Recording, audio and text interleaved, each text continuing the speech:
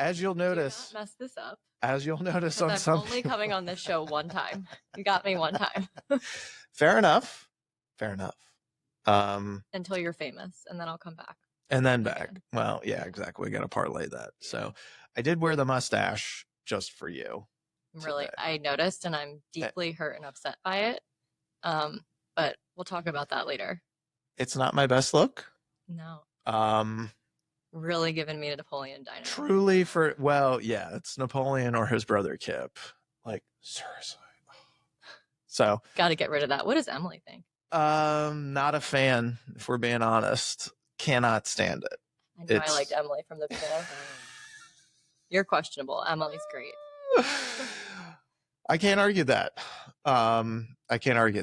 Separately from this, I'll do like a little intro and stuff like that. But yeah, we'll just get into it. Honestly, it's just a free-flowing conversation, and I'll figure out best spot to like pick it up on. But you've come. I had to coax you into coming here. You did not want to. No. For months, you've been avoiding me. I don't like my voice on camera. I can't listen to myself talk. Well, nor can I. Yeah. But which makes this part challenging because it's kind of my job now. Or at least one part of the job. But it's easy. Podcasting stuff is fun. Let's talk you. Oh. It's why we're here. I like origin stories. I like prequels. I like learning backstories. So start from the beginning, from the top, as one of my buddies would always say. From the top. From the top. Do it from the top. From birth to today. From birth to today. Start. Tell me what you want. Give it birth. Where were you born? How much time do we have? Where were you born? I was born in Catonsville, Maryland. So born and raised. Oh, dang, girl. Okay. Yeah. You didn't know that, did you? No, big Flacco girl. When I was 2, my parents bought a new house and moved to Howard County. Okay. So grew up, born, raised in Howard County. HoCo for life. HoCo for life. Let's go. And I didn't leave until I went to college. Okay. I went to Virginia Tech. And then after Virginia Tech, I moved right back home because that's what we do in Maryland. We don't leave. We come back. True. And then I met Drew, my husband, and he made me move to San Diego, and it was pretty amazing. So those are my locations so far. Now to Maryland because we always come back. Right. Well, you're coming back. Tell me, let's go to tech for a minute. Oh gosh. All right. Tell me what drew you to tech. Oh, that's a great question. So when I was a junior in high school, I applied to 15 different schools. Okay. I didn't know what I wanted to do. Who actually knows what they want to do when they're... This is a question that comes up a lot. 17 and 18 years old, correct. Right? It's like, why do we have to make this huge life decision when we're so young? With very little guidance, honestly, unless you play a sport. But I wasn't a D1 athlete like you. But even then, though, you play a sport and it's like, you can't always... I know for me personally, I couldn't do what I wanted to do. I wanted to do something in architecture and they were like, bro, you can do that, but you're not going to be on the team. So, I was like, really? Fuck. Yeah. I thought about architecture. I thought about engineering, but if it doesn't line up with the practice schedules and you're not all world, which guilty was not amazing. They're like, no, you can pick a different major if you want. So I just, I'm always curious. Well, were you business school? I tried for the business school and honestly did not do well on the finance or accounting classes. And so they were like, we don't really think you're cut out for the business school. And I said, you know what? You're probably right. Right. Here you are helping people with the biggest financial decision of their life. Well, it's funny how things work. Listen, there's a lot of millionaire, billionaire gurus out there that didn't even graduate high school. So, this is true. It doesn't really matter where you're at on your journey, but it does matter how productive you are. Well, like you, I wanted to go to the engineering school for a while at Tech. Really? Which is part of the reason, back to your original question, that I chose Tech. I got into somewhere around 10 colleges, and James Madison was my number one. Humble brag. I mean, I only had nothing else to do but study in high school. True. So, right. No boys at all. Nope. Totally studying. Yep. And I was down to 2. I was down to James Madison and Virginia Tech, and James Madison was my top choice. Okay. And then I went to visit both and spent a weekend at both. And I realized how amazing sports were at Virginia Tech. Oh, yeah. And I went to a football game and I couldn't unsee what I saw. Enter Sandman sold me completely.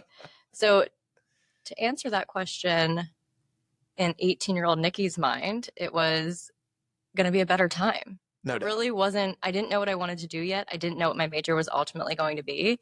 So I chose Virginia Tech, and no regrets. It was such a great 4 years, and Blacksburg is amazing. Who was on the team when you were there? Because that was like during the pretty good damn stretch. We were number 2 in the nation at the time.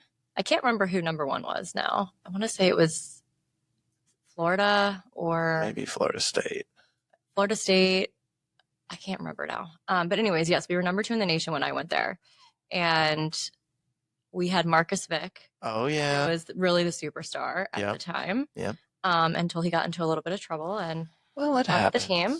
And then a friend of mine, Sean Glennon, was quarterback, and he was awesome. And then we had Tyrod Taylor, who ironically Sean Glennon. Yeah. With the neck. Yeah. Oh my God. Okay, we're gonna have to like put a picture of Sean Glennon on this spot. He's got a legendary neck. It's the longest neck I've ever seen. Oh my God! I actually no one has ever said that to me. Really? I've never. No. And he dated a friend of mine throughout college for a while, so I was around him quite a bit. But I think like his father might have been a draft. Is what I'm saying. Shane, you cannot say things like that. Well, he could see over the line because of that. So, yes. And great guy. That worked out. But yes, so we had a great team and we were very successful. Awesome. All 4 years I was there. So lots of great Some would say you might have had something to do with that. Of course. Well, naturally. I'm at the school. They felt your energy and they said, well, we can't let her down. We can't let her down. This is this. Oh my gosh. She represents our student body. We have to do this for her, guys. Yes, okay. It was a good time. Blacksburg is a great town. It was truly just a small town feel, all college, nothing else there. So I would, every time I talk to a now graduating senior who might be going there is considering, I'm like, you have to. It's the best 4 years of your life. What do you do when it's not football season? Well, it's not a huge bar school, which was great for all the underage years of college. Well, true. But it's a lot of getting together with friends, doing stuff on and off campus. Yeah. There are other sports there and other games you went to. We used to go to a lot of baseball games. What else did we do? Gosh, that seems so long ago, Shane. I'm coming up on what? If I graduated college in 2009. 16 years ago? God, don't make me do math right now. That's why I didn't get into engineering school. Yeah. That's a lifetime. Oh my God. Yeah. It is. Shit. Well. That's college. As you're going through college, did you start to figure out a little bit more of what you wanted to do? I did. So by junior year, I was really committed into the business school. I was committed into an avenue in business. I thought I wanted to do something more related to marketing. But I've always been a natural people person. I've always enjoyed talking to people, learning about people, getting really curious about their backgrounds and their histories. My dad has always been in sales. He owns a company. My mom was in sales for a long time before she had kids. So it kind of naturally hit me. I was like, well, I got to be in sales. I have to. Some capacity. The whole family was. It's a great relationship-based business. Do you ever have like reservations with it? Like, most sales jobs are commission or at least partially commission. Do you ever have reservations, or were you thinking like, fuck, I'm young, if I'm going to do it, now is the time? I wouldn't say reservations. I've been at 4 companies since college. So I'm very loyal to the companies I work for and what it is that I do. And I've had success in all of them to some capacity, right? Where were you starting out? I started at my dad's company. Okay. Actually, this is a funny story. Tell me more.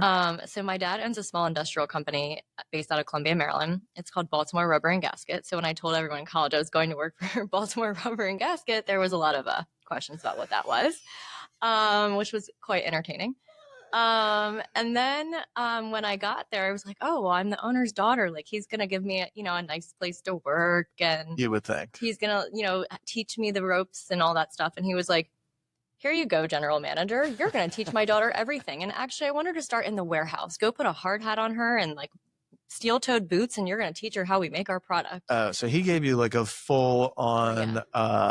Yes. It's not The Apprentice. There was another TV show out there where like the CEO of the company goes undercover boss. That's what it is. You went full undercover boss. Let's start her in the back. Get her a toothbrush, and she's going to start scrubbing the toilets. Oh, I had to do that too. Oh my everything. God. But I will never take any of that experience back, because I learned everything from management of a small business to the sales side of the business to actually invoicing, accounts receivable, accounts payable. I learned how to really run a business from the ground up, which was very invaluable, thinking about all of the other jobs I've had since. I don't think I could be in this role that I'm in today if I hadn't done that role. Yeah. It taught me true grit, resilience, learning, respect. It teaches you it's fucking hard to run a business. And there's like a bunch of shit that you don't think about. And I remember my dad, for the first few months that I was working there, 5 o'clock would hit, I'd be like out the door. Yeah. And he pulled me into his office one day at like 4:30, and he's like, by the way, I want you to stay till 6 tonight. And I was like, why? He's like, because you need to learn that a business doesn't shut off at 5 p.m. And I was like, okay. I was 21 years old. Yeah. And I'm thinking, oh, I get to go to happy hour with all my friends who are working for big corporations, 9 to 5, get off, go to happy hour and have fun. And I was like, if you want to be successful, you need to stay back and you need to work hard. Yeah. And if you want people to respect you, you're going to stay here later. And I was like, no, I don't want to do that.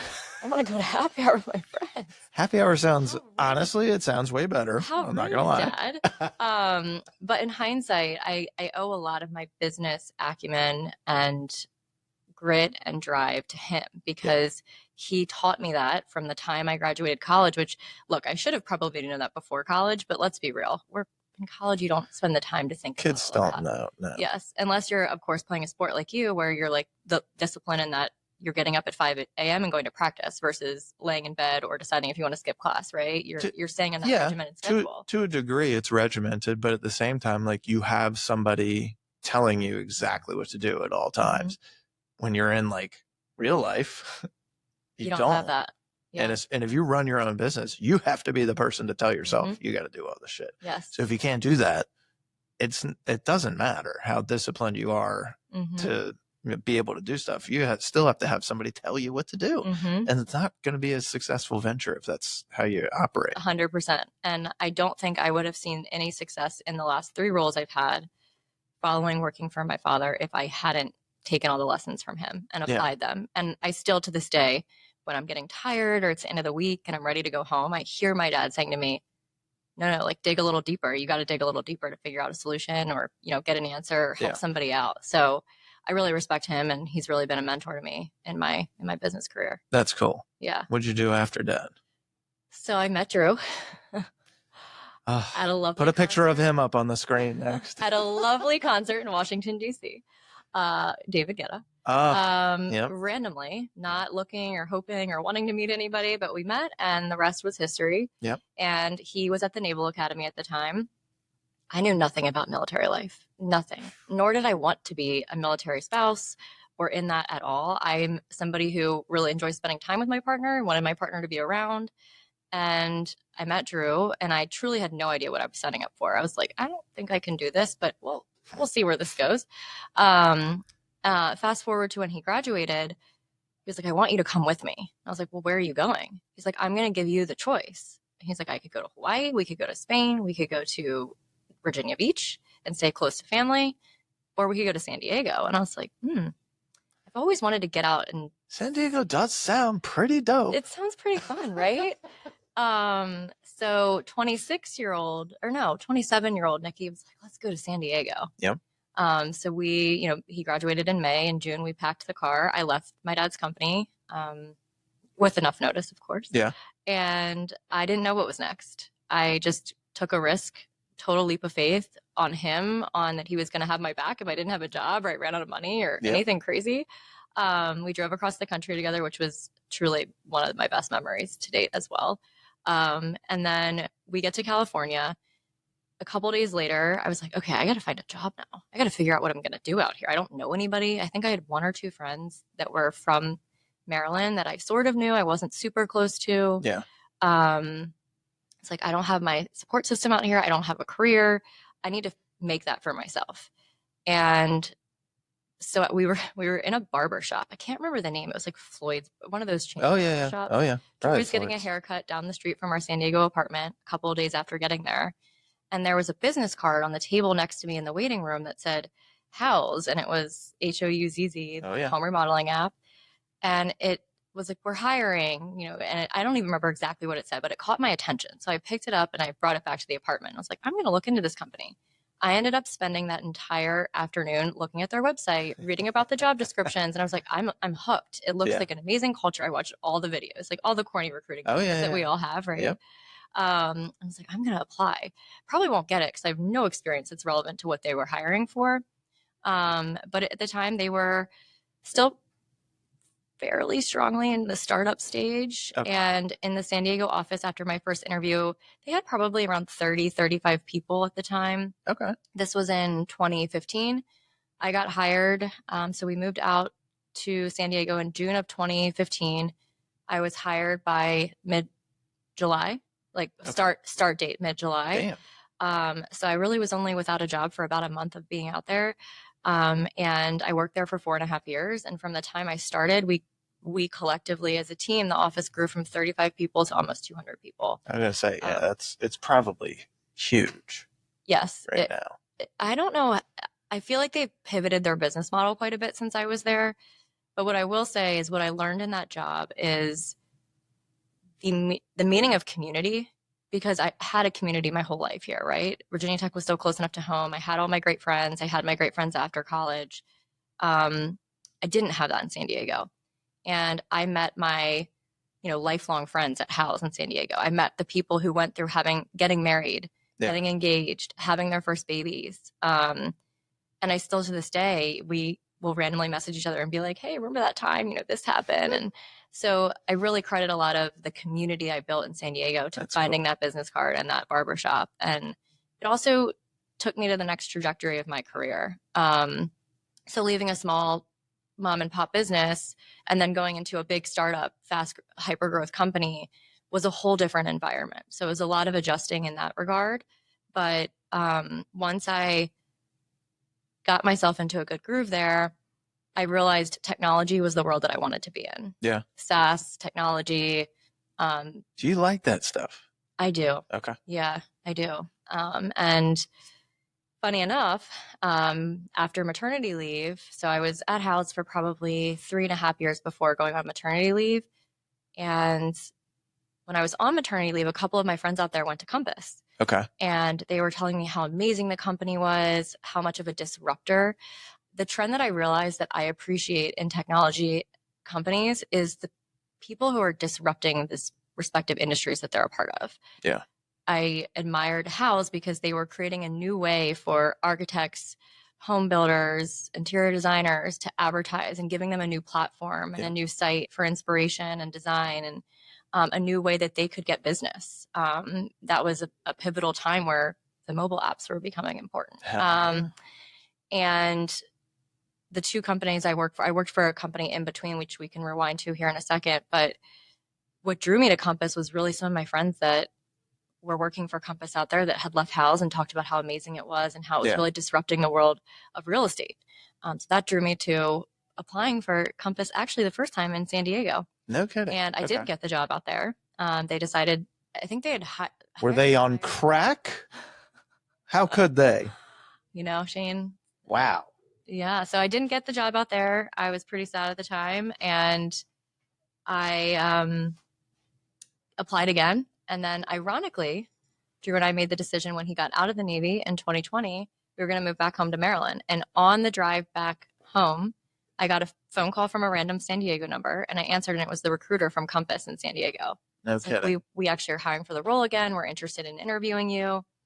And sorry, kiddo, I'm out. I was like, we're going back to Crab Town. Literally like in the middle of Texas somewhere. I couldn't even tell you where we are. And I was like, but if you have anybody here locally, you might want to connect me to. And they did, turns out.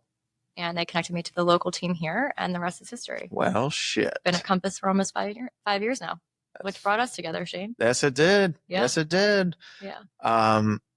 Well, what was it like in the early days at Compass? Because it's kind of notorious for, well, I guess it would be the same thing for most startups. Mm-hmm. It's a lot of information in a short period, and the expectations are always higher than, some place that's more established, because you got to play catch up. And so we got to rev at like 100 miles an hour at all times. Mm-hmm.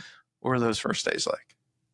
First days here in this market. Yeah. Well, we can reflect back to our old office space here. Well, I came in at an interesting time too, because it was still COVID. I started December 14th, 2020. Yeah. And the world was still very much virtual. People were not really going into offices all that much. I didn't even meet any of my bosses. Totally forgotten about that. Doesn't that feel like forever ago? It really does. And that sounds like the worst way to start a job. Well, especially in this business. As you know, this is all relationships. And that's kind of hard to build a relationship when you're talking to someone on a Zoom screen. Yeah, exactly. So it was hard because we really weren't known in this market at all. Right. There was a couple of OGs here, which was awesome, inclusive of yourself, Shane, that I really got to know and helped me to start to build and understand the business. But in terms of what it was like from a hyper growth perspective, there were moments where I had people tell me to my face, respectable, high producing agents in this marketplace, say, "You're going to fail. You're not going to do this."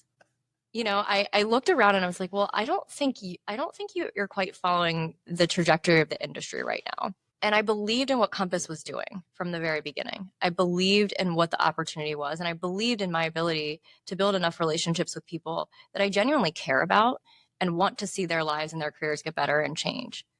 So I worked overtime. It's funny. I was thinking about this morning. I was like, what is Shane going to ask me about my career journey today? And what are we going to talk about related to Compass? And I was thinking back to the early days where I would meet agent after agent, coffee after coffee, and they would tell me they loved me, right? And wanted to work with me at some capacity, but weren't ready to think about Compass because more of the traditional brands still held the market share. They had wonderful managers and wonderful relationships with the people in their offices. And I understood all of that. But to me, I looked at it as, this is just a matter of time. And I fast forward to 2025, and here we are, sitting in our beautiful new office. And many of those people who I had those coffees with 5 years ago, they're in this office now. Yeah. And that is what's meaningful to me, is that I built enough of a relationship from 2020 to 2023, 2024, 2025 with somebody that when they were thinking about a career change for themselves, I was on that list that they called. When I meet with somebody, my only goal is, can I add value to what it is that they're doing? Can I make their lives better? And if I can't genuinely say yes to one or two of those questions, I'll end the conversation. I won't ask somebody to move their business or their life to a company that isn't going to do those things for them. Well, I think you hit on something that's like, it's a pretty unique quality, especially in this business where it is very people oriented. You're very persistent yet patient, and that's a tough thing to do when you have quotas and metrics and all this other shit that you got to hit. But it just speaks to kind of like what your dad said and how he kind of raised you, where it's like the business doesn't just turn off. Mm-hmm. You've got to go and go and go, and it might not work right away, but keep powering through, keep persisting, and eventually good things will happen. So it's been pretty damn cool to watch, because I remember having those conversations with you early on. Where I was like, I'm just going to come join your team, Shane. Exactly. Yeah. But I also remember people like doubting you. It was very difficult. New person in a new growth market, and what the hell are we going to expect? It's just, I commend you for being able to do what you've done. Thank you. Thank awesome. you. And going back to the comment I made about people telling me I was going to fail, I think there's two ways that you can address that, right? Or two mindsets you can have coming from that. You can say, okay, that person's right. I am going to fail. And you can kind of crumble and go do something else and quit. Because there's plenty of things I could go do, right? I mean, that's what we've all worked so hard to build a platform for ourselves and we've educated ourselves.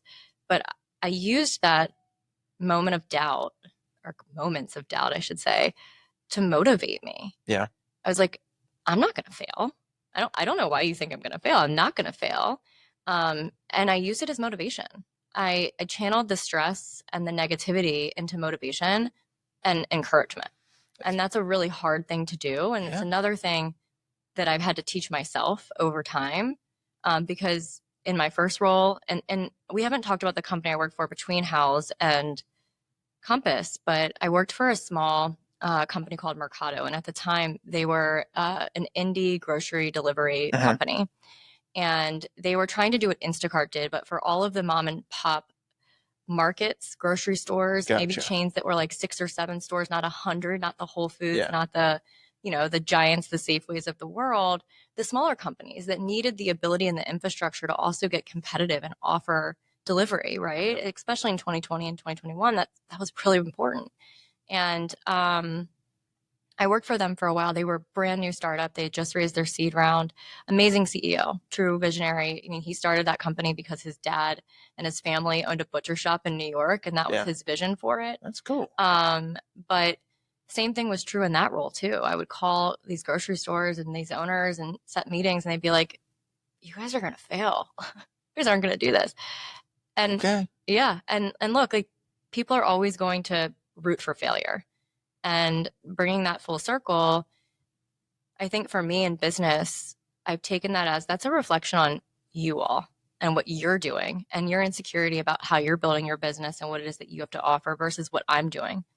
So I've really learned how to take the naysayers, going back to your question about the early stages and how hard and difficult it was, into opportunity and focus it more on, I'm going to use this as motivation. Yeah. I'm not going to use this or let somebody else win. Well, I mean, I think it's obvious why Compass hired you.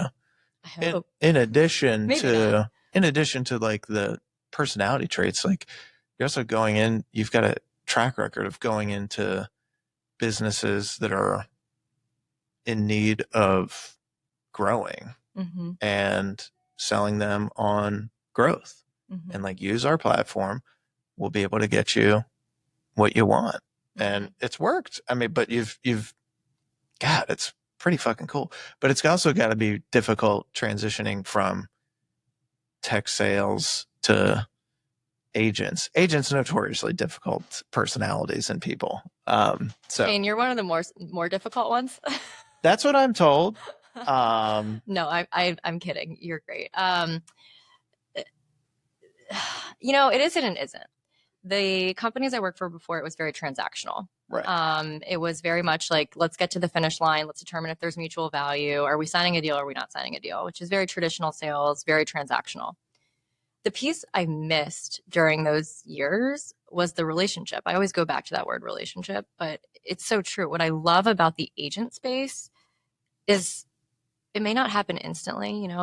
Someone may not decide to come to Compass ever. Right. But I've built so many relationships here locally. And we talked about this in the early days too. Like, I wanted to do the right thing in this market because I'm raising my son here. I live here. This is my community. My kid's going to be on these sport fields. We go to all these restaurants, right?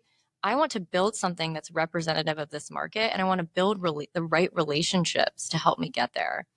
And I think the element that drew me to working with agents was, you all thrive on relationships. It's the same thing you're doing with your clients, right? I mean, you're nurturing your clients. You work with a buyer who maybe doesn't actually buy for 3 years, right? And you get to know that family. You get to hang out with that family, whether you're like, is this ever going to happen or is it not? Sometimes it doesn't. Yeah. It doesn't. But sometimes it does. And it's a fucking cool feeling. Yes. Like, you made someone's dream come true. Exactly. And you found them a place that they're going to raise their family, or they're going to take that next chapter in their lives. Like, it's really when the same is true for what I do. When what gets me out of bed to do this job is the opportunity to really change someone's trajectory of their real estate career. Yeah. Yeah. Yeah. Well, how long do you think it takes, well, for some of your bigger acquisitions, how long do you think it takes to get those on? Does it take years of trying for the most part to convince them? And what's the pitch going into most of these agents or most of these, mega teams? It seems like there's a lot of fluidity now in brokers and where some of these top teams and stuff are going. I'm curious what the pitch is for comps. I know, but being here, but for the audience members or agents that are listening. Yeah. So the first question you asked was timing. Yeah. Timing's a funny thing. I've worked with people who it took a year, right? It took a year to figure out if this was going to make sense or not. Yeah. And we were in active conversations for a whole calendar year, right? And then there's people who I talked to, it wasn't the right time. They visit again, and 5 days later, they're at Compass, big teams, right? Yeah. So the timing piece is really just, it's interesting. There's not really a trend or specific answer there. Okay. In terms of the pitch, look, it's about value and goals. When I'm across the table from a great agent like yourself, it's what do you want the next 12, 24, 36 months look like in your business? If someone says to me in that moment, I don't really care about growing, like I'm really happy with what I have, which there's nothing wrong with that, right? There's a lot of people who are in the business that are happy with what they're doing. They're doing, 5 or 6 transactions a year. They're happy that way. That's why they're in the business. Yep.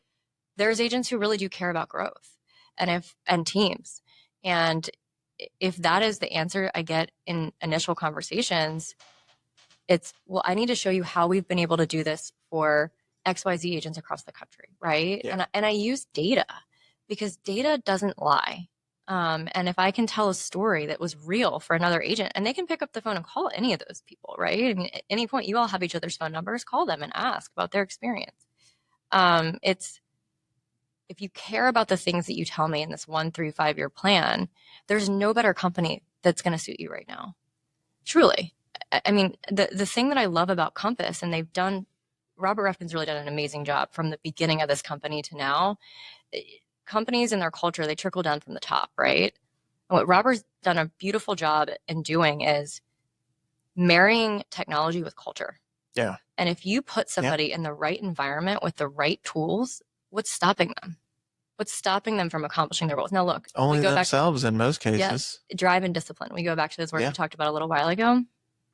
I can't get you out of bed. I tell people all the time, like, a brokerage isn't a silver bullet. I do find it interesting. There's people you meet in this business that have changed brokerages 15 times. Oh, yeah. And they're seeking something, right? And I understand why sometimes it takes a little while to find the right home. It's the same thing with a brokerage and a company. But a brokerage isn't going to fix your problems. You have to get yourself out of bed. You're an entrepreneur. You get out of bed, you chase those goals. But if you put yourself or you align yourself with an organization who has the right support, infrastructure, technology, and culture for you, the sky's the limit. And what's been really fun for me, going back to the growth of Compass from 2020 to 2025, when I started, it was just me, one manager, and a couple of founding teams, a couple of agents. Now, fast forward 4.5, almost 5 years, we're almost 350, 375 agents. I'm going to have to pull all the rosters and count again, and 5 offices. So the growth story for me has been fun to see the success that exists here and the relationships that are being formed behind these walls. I never wanted to build a company that was a Long & Foster 2.0 or a Coldwell Banker 2.0 or a Keller Williams 2.0. I wanted to bring new people into the room together that they all admired. They all thought were collaborative, right? The important piece of Compass and to protect that culture piece of it is, are they collaborative? Are they going to come into the office and provide value for the other people that are here and for themselves? And watching the new relationships that have unfolded in my different offices has been really fun. People that weren't necessarily in the same offices before, right? I don't know if I'm answering your original question right now. Well, I don't know either, but that's okay. You asked me about the compass pitch.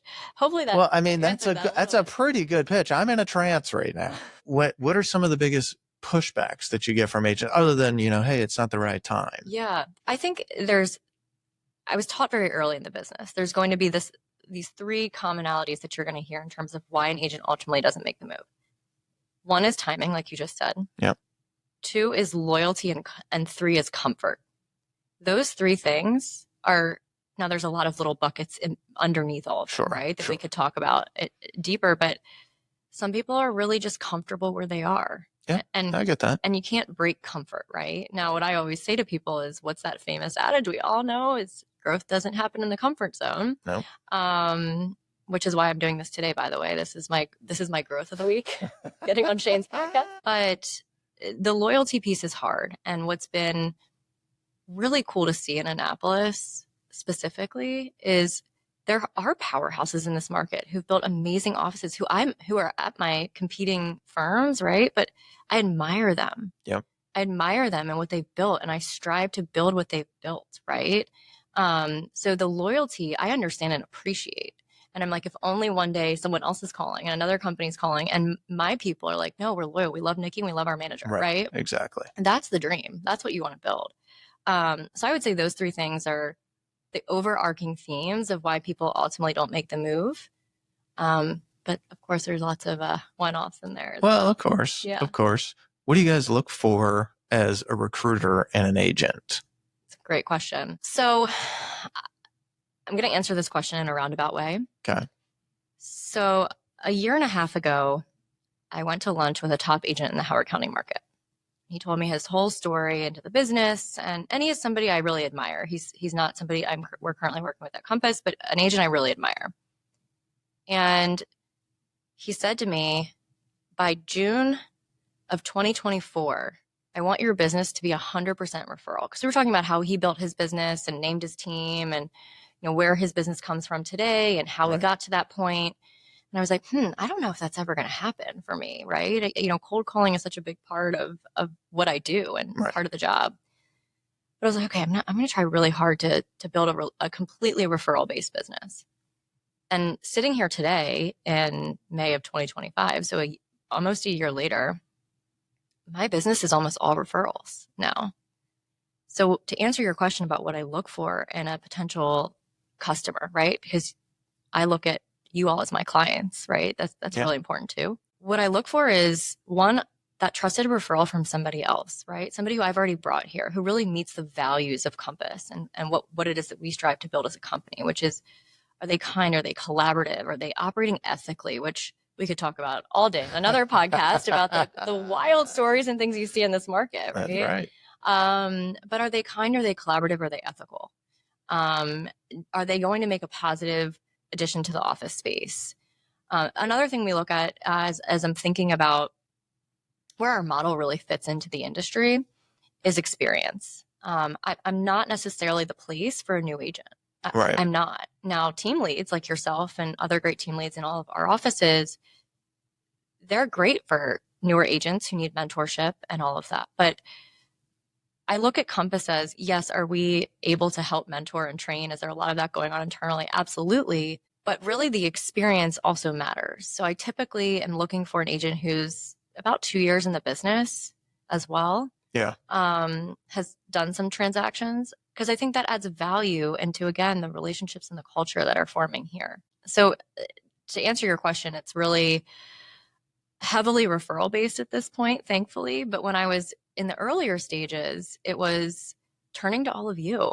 I remember coming into your office, Shane. Yeah, you're sick of me. Who are these? Who are the best agents to get? It's like, yes. Oh my God, Nikki, go. I'll never forget our first phone call. I called you and we talked for like 45 minutes. And I was like, Shane, I'm reading you this roster right now. I need to know about all of these people. I said, no. And I was like, okay, curmudgeon. Yes. Not asking this guy again. No, you were great. Thank you. I was in a mood. But I relied on people like yourself in the beginning. I didn't know who was good in this market and who people enjoyed working with or got excited when they saw their name on the other side of a deal. I didn't know all that. So I relied on building relationships with all of you to really kickstart Who are we going to hire? Yeah. Who is on our dream roster? Well, that's a smart way to do it. Yeah. Give me a, for whatever you can share on a signature signing for you. So getting an agent on board and what that negotiation was like. One specific example? Sure. You don't have to name names. Well, I won't do that. Yeah, don't do You don't want me to do that. Don't do that. People say this to me a lot. They're like, so your job is to negotiate with negotiators and sell to salespeople? I'm like, yeah, that's what I do. Sometimes they're pretty good at it. Other times, not so much. Yeah. You know, negotiation's a funny word for me because to me, it's about value. And if I've showed enough value or I've aligned enough with that person's goals or interests or what they're missing in their business, right? Yeah. Goals aren't going to make an agent move brokerages. And one of my former bosses said this expression to me before, and it really stuck with me. You're not going to wake up in the middle of the night and go to CVS or Walgreens to buy vitamins. You're going to wake up in the middle of the night to go to CVS or Walgreens to buy Advil. And you need to understand, does somebody have enough pain or challenges or opportunity that they're willing to wake up in the middle of the night and say, I'm going to leave this company I've been at for 5, 10, or 15 years. Yeah. And I'm going to go to a new company. So it's about early value creation and understanding of, is there a real reason this person should even be considering change? Yeah. I tell people all the time. In fact, just yesterday, I told this to an agent, a wonderful agent. It's not worth us taking another call right now. You know, you've been at your company for 10 years. You're running a great business. You feel like you have everything you need. Why take the conversation with me? Yeah. Why are we help me understand what I can potentially do for you, right? So negotiation for me is usually by the time I'm at the point of talking numbers or getting into the negotiation, I already know if the agent's coming to Compass or not. Yeah. And that's just a matter of like, what are the terms? It's just a matter of finalizing on the terms, right? Yeah. So I don't know if that answers your question. Yeah. From a place of what I can share on the house cats right now. But yes, I think by the time I get to that place, I know if an agent's joining or not. What's it like when an agent onboards? That's a great question. So I do feel like at Compass, and I'm maybe biased, we've really buttoned that process up, especially, since the early days. You talked about the early days. We didn't have staff yet and we didn't have a ton of support. But once an agent has made the decision to come to Compass, we have an entire team internally that I work with behind the scenes. I always tell my customers, my clients, I'm like, I don't want you to worry about anything except for making sure you have everything you need, having a couple of tough conversations, right? It's never fun to have conversations with your manager or other colleagues and let them know that you are considering change or you're making a change. Those conversations are difficult to navigate, and I understand that. But once an agent's here, we cover and take care of pretty much everything but those pieces we can't, right? So if there's active deals going on, we help navigate the transition of active deals, right? Or if there's stuff under contract, the direction of what you do with that. We set up all of the tools that they're going to have once they're here, the Compass technology platform, the email, we get sign riders, business cards. My goal is, while there's always road bumps, right? There's always going to be some obstacle we encounter. I never sell this pipe dream where a move is going to be the easiest thing that you ever do. You're going to have to get excited about learning new things. Yeah. And if you're not, don't do it. You're just going to be frustrated. But once we have all of that stuff done, it's just ongoing support, ongoing training, making sure they understand how to maximize the impact of the tools and the ecosystem at Compass to really just take their already thriving business and plug it into a model that can help put that on steroids. Yeah. And understanding the type of support and who to go to for what here. What's one trait that makes someone great at recruiting? Listening. Ah, well said. Listening. Well said. I think that's the trait that makes you great at anything in life. If you can say that again, really actively listen. Shane went right over my head. I know it did. Then I caught on. That's all right. So listening, it's the most important thing. If you can listen and actually hear somebody, actively listen, there's a difference between listening and actively listening. This is true. active listening requires a lot of focus. Yes. And many times we don't have that. Yes. What's the best piece of advice you ever received? Oh, I feel like I've given a couple of those little nuggets already. Let me think of another one. That's a tough one. It can be from dad. It can be from tech, a professor that you had. It could be from a boss at Compass or House. Best piece of advice I've ever received. I'm so cliche with all of this. I always go back to all the quotes and the things that people put. It's one of the things that drives my brother insane. Motivational quotes. He's like, I don't understand why people buy these books that continue. It's like the same thing. You know what you got to do when you fall down? You got to get back up. Yeah. And we always joke about that. Like, oh, well, that's a thought. I didn't think about that. That's nice. I'm stumped right now. I really am. I might have to think about this one. Well, let me ask you this. If you weren't doing recruiting, what would you be doing? Another good one. Man, you're hitting me with these zingers at the end. I'm trying, gosh. Honestly, I have to say, I think I'd be an agent. You think so? I do. Yeah. I love what you guys do. I love what you do. I'm obsessed with the business. It is cool. And if I wasn't going to be an agent, the other thing I dream about a lot is working for a high-end custom builder and being a project manager for a builder. So fun. Yes. Those are two things I have on my list of, if I was to pivot at any point in my career, I think I would tackle those two first.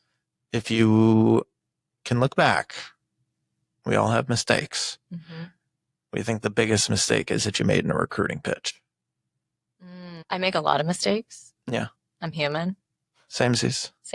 Sometimes. I think if I were to think of a theme related to a mistake, it's getting to numbers too quickly. Okay. It's getting to a conversation where there's nothing behind any of that or no value represented. Right. Too quickly. You don't have the relationship and the rapport built up, and or I don't even understand what's important to that person, right?